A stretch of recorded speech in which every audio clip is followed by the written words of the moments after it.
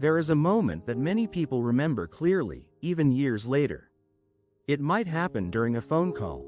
Your mother says something slightly confused, repeats herself in a way she never used to.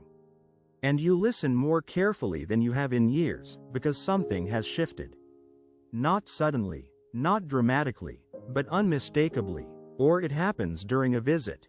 You notice that the kitchen is not as clean as it once was. That there are unopened bills on the counter. That your father moves more slowly down the hallway, with one hand trailing along the wall. He does not ask for help. He would never ask for help. But you see it, and you cannot unsee it. Sometimes it is a phone call from a neighbor, or from a doctor's office. Sometimes it is your parent saying something they said 10 minutes ago, without remembering they said it. Sometimes it is something smaller. A meal that wasn't made, a light left on all night, a garden that used to be immaculate and is now simply forgotten. For millions of people, there is a moment, quiet and almost ordinary, when they realize that the relationship they have always known has changed direction. You are no longer only the child. You are becoming the person responsible. No one hands you a manual for this. There is no conversation that formally marks the transition. There is no ceremony. There is not usually even a clear decision. You simply begin to carry more worry, more visits, more phone calls, more decisions. More of everything, really. And most of you do it without complaint, because this is your parent. Because this is love. Because this is what families do. But there is a cost to all of this that almost no one talks about honestly. It is not a small cost. It is not a manageable inconvenience that resolves itself once you organize the right paperwork or install the right app. For tens of millions of people across the world, caring for aging parents is one of the most demanding, disorienting, and quietly depleting experiences of adult life. And yet it is treated, again and again, as though it is simply what responsible people do. As though the weight of it is self-evident and the discussion of it is unnecessary. Today, we are going to talk about that cost. Not to complain about love. Not to suggest that caring for a parent is a mistake or that the love driving it is somehow wrong. But because the truth of this experience matters. Because so many people are carrying it alone, in silence, wondering if there is something wrong with them for finding it so hard. Wondering why it feels this way when they love their parent as much as they do. There is nothing wrong with them. Caregiving is a form of love. It is also a form of labor.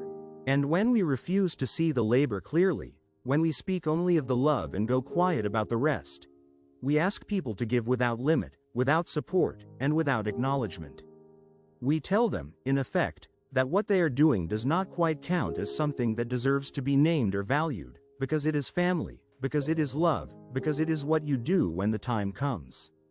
This video is for anyone who has been a caregiver, anyone who is one now, anyone who has watched a parent decline slowly and quietly over years and did not quite know what to call what they were feeling as they watched.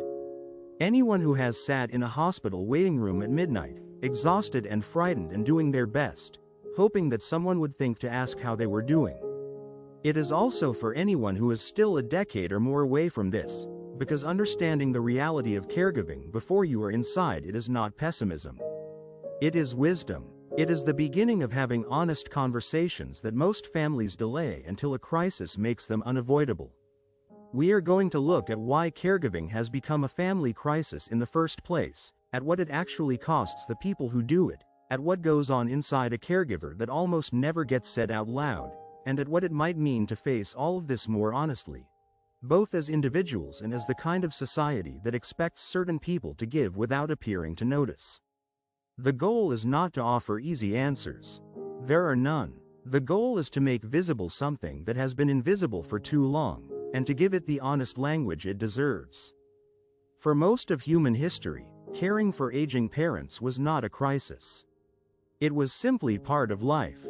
Extended family structures, multiple generations living under one roof or within walking distance, and shorter life expectancies meant that the period of dependency before death was often relatively brief. Communities, churches, and neighbors played a real role.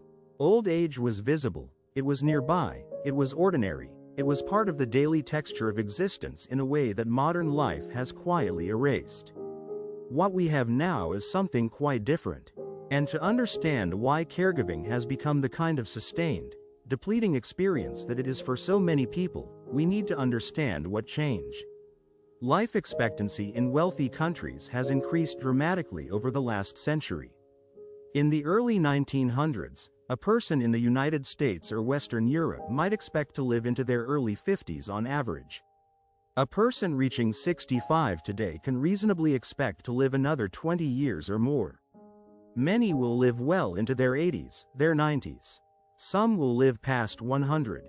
This is, in many ways, a genuine achievement. Longer life is what medicine and public health set out to create, and they succeeded. But longer life also means longer periods of dependency. It means more years during which a person may need help with the ordinary tasks of daily existence: cooking, managing medications, driving, handling finances, maintaining a home.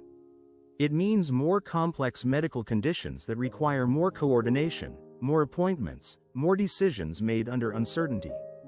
It means a gap between the end of full independence and the end of life that in previous generations was often measured in months, and is now often measured in years, or even decades. The world that lengthened life did not simultaneously build the infrastructure to support people through that longer arc of aging. In previous generations, there were institutional systems, community care networks, extended family households, local mutual aid, religious community support, that distributed the weight of elder care more broadly across society. Some of those systems weakened because of urbanization. Some weakened because families became more mobile, following work rather than staying rooted in a single place. Some weakened because of economic changes that pushed both adults in a household into full-time work, leaving less time for the unpaid labor that communities once shared. The formal care systems that were meant to fill the gap, nursing homes, assisted living facilities, home care agencies, adult day programs, exist, and some of them are genuinely good. But they are expensive. They are often inadequate in supply relative to demand. And in many cultures and many families, they carry a weight of stigma that is surprisingly difficult to overcome. The idea of placing a parent in a care facility still sounds, to many ears, like giving up. Like failing. Like choosing convenience over love. That feeling is often irrational, often unfair, but it is real, and it shapes decisions that families make under enormous pressure. And so the work falls to family. Most often it falls to one person within that family. The one who lives closest, the one who works fewer hours, the one who answered the first call and became the default person without anyone ever explicitly making that decision. Research is consistent on this point. Daughters and daughters-in-law bear the majority of informal elder care across most cultures and most countries. They manage the appointments and the medications and the daily check-ins and the emotional labor of maintaining the relationship while it is changing. Sons tend to be more involved in financial and logistical decisions. The distribution of labor within families often reflects the larger patterns of gender and work: who earns more, who is expected to flex, who is already doing more of the unpaid relational work. The family structures that might have spread this burden have also shrunk. Birth rates have fallen across much of the developed world. Many people in their 50s and 60s have one sibling, or none.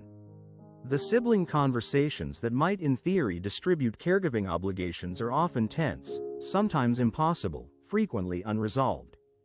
And the sandwich generation, those people in their 40s, 50s, and 60s who are managing their own children's needs while also caring for parents, is not a demographic curiosity. It is an increasingly normal life stage. Many of the people in this position are also carrying a mortgage, a full-time job, their own health anxieties, and the beginning awareness that their own retirement is approaching faster than their savings suggest is comfortable. Here is the thing that matters most to understand about all of this. This did not happen because families stopped loving their parents. It happened because a society that became remarkably skilled at extending human life did not make equivalent investments in the systems that support people through the final decades of those longer lives. The gap that resulted was filled, as gaps in care so often are, by family members, and within families, disproportionately by those with the least institutional support and the most personal obligation. When you see caregiving through this lens, it stops looking like a personal arrangement between individuals and starts looking like what it actually is: a structural gap in how modern societies have organized care, filled quietly by millions of people who were never asked whether they were willing to take it on. We will return to what that means. But first, we need to talk about what it actually costs the people carrying it. Think of a woman in her mid-50s. She works full-time in an office. She has a husband who is supportive in the ways available to him, a mortgage with several years left, adult children who are independent but occasionally need help. Her life is manageable, not easy, but manageable. Her mother is 82, still living alone in the house where this woman grew up, 3 towns away. Her mother has early-stage dementia, not severe enough yet to require full-time facility care, but significant enough that she cannot be left entirely on her own. She forgets to take her medications. She occasionally leaves the stove on. She calls at odd hours, sometimes confused, sometimes frightened, sometimes simply lonely. There is no good solution. There is only a set of imperfect choices, each of which costs something. She drives to her mother's house twice a week. She manages the medications and the bills and the grocery shopping. She coordinates the medical appointments and sits in the examination rooms and translates what the doctors say into language her mother can hold onto for a few days. She has talked to her brother about sharing the responsibility. He lives 4 states away and has his own job, his own family, his own reasons for finding it difficult to be physically present. The conversations about this are tense. They have not resolved. They may never fully resolve. At work, she has started declining projects that require travel. She has not told her employer the real reason. She is not sure she has the right language for it, or the confidence that it would be received with understanding rather than quiet professional disadvantage. She watches her male colleagues take on assignments she used to take, and she calculates what this might mean for her own trajectory.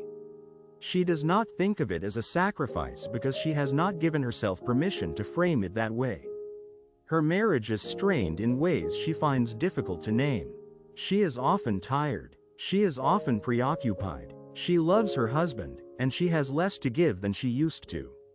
The evenings that used to be theirs now often involve a phone call with her mother, or a conversation about logistics, or the kind of silence that is not comfortable but depleted. She worries about her mother when she should be sleeping. She wakes at 2 in the morning with an anxiety that has no single target and no clear resolution, only continuation. She has not told anyone how depleted she feels. Because when she tries to articulate it, it sounds like a complaint about loving her mother. And she does love her mother. The two things exist at the same time, and she does not know what to do with that. This is not an unusual story. It is, in many ways, a very ordinary one. And it contains within it the full range of costs that caregiving imposes on the people who do it. The financial costs are significant in ways that catch many families by surprise. People who reduce work hours to provide care face immediate income losses and longer-term consequences: reduced retirement savings, disrupted pension accumulation, smaller social security benefits. Direct expenses accumulate: transportation, home modifications, medication co-pays, hiring occasional help, managing crises that the existing system was not built to absorb without cost. Many families discover that keeping an older adult safely at home, even without paid professional care, is far more expensive than they anticipated. The career costs tend to be invisible and lasting. Promotions not pursued because the timing was wrong. Part-time hours that interrupted the trajectory. Skills that lagged while attention was elsewhere. Professional networks that weakened because there was no longer bandwidth to maintain them. For women especially, caregiving interruptions compound existing workplace inequalities in ways that accumulate across years. A woman who reduced her hours at 54 to care for a parent may arrive at 65 with substantially less saved than she had planned, at a stage in life when it is difficult to recover the gap. The physical costs are real and frequently underestimated. Caregiving involves physical labor, lifting, driving, accompanying, attending. It involves sustained vigilance, a form of mental labor with no clear off switch. Caregivers report higher rates of chronic exhaustion, disrupted sleep, pain, and compromised immune function. The research on this is consistent and not particularly surprising. Sustained giving without adequate rest, support, or recovery depletes the body as reliably as it depletes the spirit. The relational costs may be the most quietly damaging over time. Marriages come under pressure from the reduced availability, less time, less energy, less emotional presence of a partner who is managing someone else's crisis. Friendships shrink because there is not enough time to maintain them and not enough energy to explain, repeatedly, why things are so difficult. And siblings divide, sometimes quietly, sometimes loudly, sometimes permanently, over the distribution of responsibility that almost never feels equitable to the person doing more. All of these costs are real, all of them are legitimate, and almost none of them appear in the way we talk about caregiving publicly, which tends to emphasize love and duty and tends to treat the costs as something to be borne quietly and without accounting. There is more to the picture, though. There is an interior experience, an emotional landscape, that costs caregivers something different and something harder to name. That is what we need to talk about now. There is something that caregivers almost never say out loud, even to themselves. They love their parents, and they are exhausted by them. Both of these things are true, simultaneously, without contradiction. But the world does not give people easy language for this. The cultural script around caregiving is built almost entirely around love and duty and the quiet nobility of sacrifice.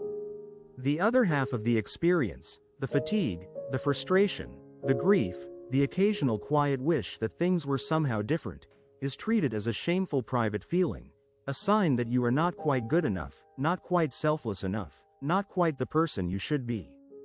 This is one of the most damaging aspects of how we collectively discuss caregiving. The way it creates a standard of love that no human being can actually meet without cost, and then makes people feel ashamed for having costs. Let us talk about what caregivers actually carry emotionally, because most of it goes unsaid. There is grief, not the sudden, defined grief that follows a death, but a slower and stranger kind, the grief of watching a parent change. The person who used to be competent becomes uncertain. The one who was always the adult in the room becomes confused. The parent who was strong becomes fragile, and the child who spent a lifetime being protected by that strength is now being asked, quietly and by circumstance, to provide the protection instead. This requires an emotional adjustment that nobody teaches, that happens gradually, and that has no clear certificate of completion. You are grieving someone who is still alive, which is its own complicated experience. Caregivers often describe beginning to mourn their parents years before they die.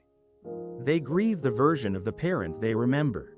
They grieve conversations that will never quite happen now, the ones that required a clarity or a presence that is no longer reliably available. They grieve the future they had imagined. The older parent who was supposed to be there for the grandchildren, the dinners that were supposed to continue, the person they were supposed to call when things were hard. Then there is guilt. The guilt is almost always present, regardless of how much the person is actually giving. Caregivers feel guilty for feeling exhausted, as though being tired by an exhausting situation were a character flaw. They feel guilty for being impatient. They feel guilty when they take time for themselves, and they feel guilty when they consider what it would cost to not take it. They feel guilty when they look at care facilities and weigh the options, and they feel guilty when they find reasons to dismiss them. They feel guilty about siblings who are absent, and sometimes they feel guilty about the anger that absence produces. The guilt is self-sustaining. It operates independently of how much the person is actually doing. It is not a useful signal. It is a punishment the caregiver administers to themselves for the simple act of having limits. And because guilt is so uncomfortable, it often causes people to take on more than they can sustain rather than pause to acknowledge what they need. Then there is resentment, and almost no one admits this one. Resentment toward siblings who are not present, who find reasons to be unavailable, who appear at holidays and express concern and then leave the daily management to someone else. Resentment toward parents, sometimes, toward parents who were not always kind in earlier years, who left wounds that never fully closed, and who nonetheless now require this depth of daily care. Resentment toward a spouse who seems freer, toward an employer who does not understand what is happening at home, toward a society that quietly designed this situation and then stepped away from the cost of it. Resentment is not the opposite of love. It is one of the most human responses to sustained, unsupported obligation. When a person is giving more than they can comfortably sustain, and they are doing so without adequate support, without acknowledgement, and without an end in sight, resentment is not a sign of selfishness. It is a signal that something is wrong with the arrangement, not with the person carrying it. But resentment, in the context of caregiving, is treated as a private shame. You love your parent. You are supposed to love your parent. The resentment seems to contradict the love, as though the two cannot coexist. They can. They do. The caregiver who is deeply resentful on Tuesday and sits tenderly holding their parent's hand on Wednesday is not a hypocrite. They are a person trying to do something genuinely difficult under conditions that were not designed to support them. And then, underneath all of this, there is love. Complicated, durable, sometimes baffling love. The kind that keeps people showing up, appointment after appointment, call after call, year after year, long past the point where they have anything obvious left to give. The love that produces moments of genuine tenderness in the middle of great exhaustion. A parent reaching for a hand. A memory surfacing in an ordinary moment. The simple fact of presence, of showing up for someone when showing up is all that is left. All of these things coexist. And the caregiver who denies the harder ones does not become a better caregiver. They become a more isolated one. Because the harder feelings, left unspoken, do not disappear. They accumulate. They find their way into the body, into the sleep, into the marriage, into a quiet bitterness that eventually affects everything. There is one more thing worth naming, because caregiving often forces it into consciousness whether people want it or not. Watching a parent decline. Watching what age does to a body, to a mind, to independence, to dignity, makes it very difficult not to see your own future in some version of those images. The caregiver in their 50s who manages a parent's medications and handles the difficult conversations with doctors is also, somewhere in the back of their mind, watching a preview. Thinking about what their own children will or will not be willing or able to give. Thinking about what they have or have not prepared. Thinking about what it means to age in a world that has not made aging particularly easy. These thoughts are not morbid. They are honest, and the people who allow themselves to think them, to ask the real questions rather than push them away, tend to be better prepared, and often more compassionate, both toward the parent they are caring for and toward themselves. What caregiving reveals, at its deepest, is something that modern culture tends to obscure. Human beings are not designed to be independent all the way to the end. We are born dependent. We frequently end dependent. And in the middle, we build an elaborate story about self-sufficiency and not needing anything that caregiving eventually, undeniably, contradicts. The person who receives care needed it. The person who provides care also needs things: rest, support, acknowledgement, community, that they are not always getting. Needing and being needed are not failures. They are the basic architecture of a life lived with other people. Caregiving is the place where that truth becomes impossible to avoid. There is a version of this conversation that ends with a list. Legal preparations to make, documents to have in place, conversations to have before the crisis, resources to look up, support groups to find. All of that information exists and some of it is genuinely useful, and if you do not have those conversations and arrangements in place, it is worth doing.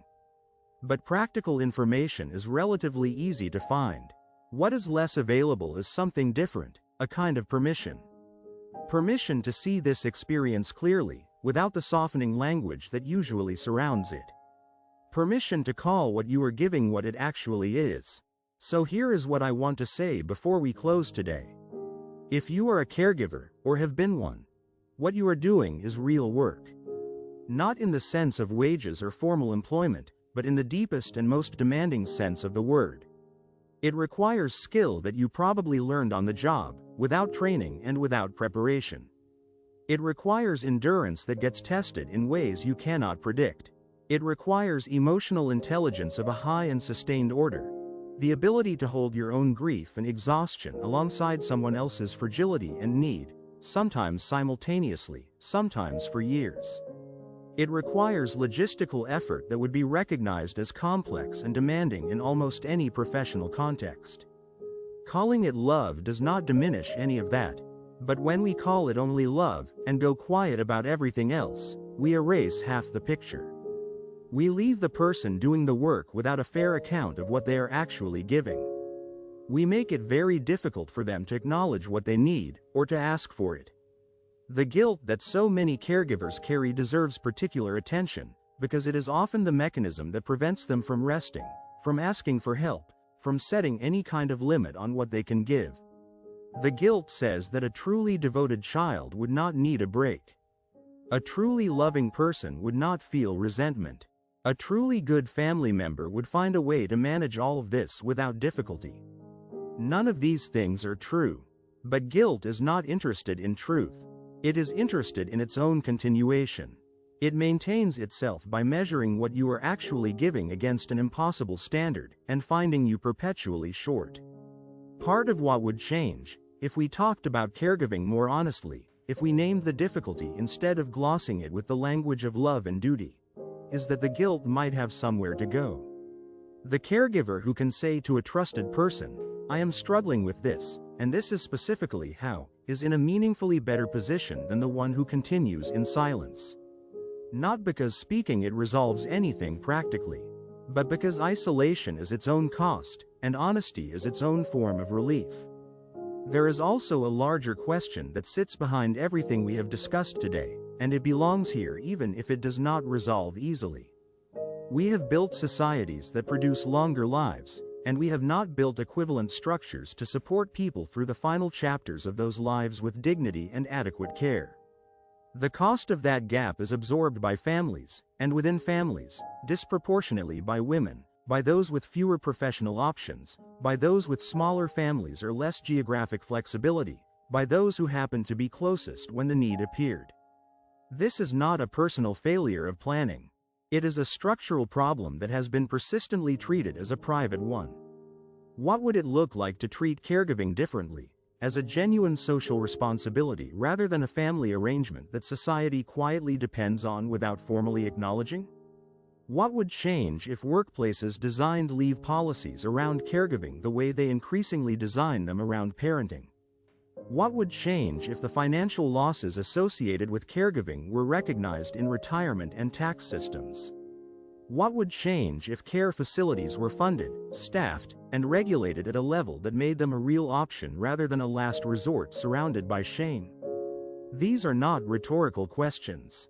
Some societies have moved further toward answering them than others, and the evidence suggests that where structural support is better, individual caregivers carry less, and the quality of care for older adults is higher. This is not magic. It is the predictable result of treating something as a genuine collective responsibility. But even without those larger changes, there are things that individuals can do, and perhaps the first is simply to be honest. Honest with yourself about what you are experiencing. Honest with the people around you about what you need. Honest with siblings about what the distribution of care actually is.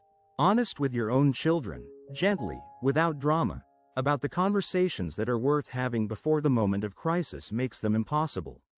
And there is one final thing worth saying, because it comes up for many caregivers and is almost never spoken aloud. When a parent dies after a long period of needing care, many caregivers feel, alongside the genuine grief, a quiet relief. Relief that the sustained vigilance is over. Relief that the worry has resolved into something definite. Relief, sometimes, for the parent, that the struggle of their last years has ended. And then, almost immediately, guilt about the relief. If you have felt this, or if you someday find yourself feeling it, it is not a confession. It is not evidence that you loved your parent insufficiently. It is a completely human response to the end of a sustained and difficult period of love and labor. The relief does not undo the love. The relief does not reveal something shameful about who you are. It reveals only that you were human throughout all of this, fully, genuinely human, and that human beings were not designed to give without limit and feel nothing about it.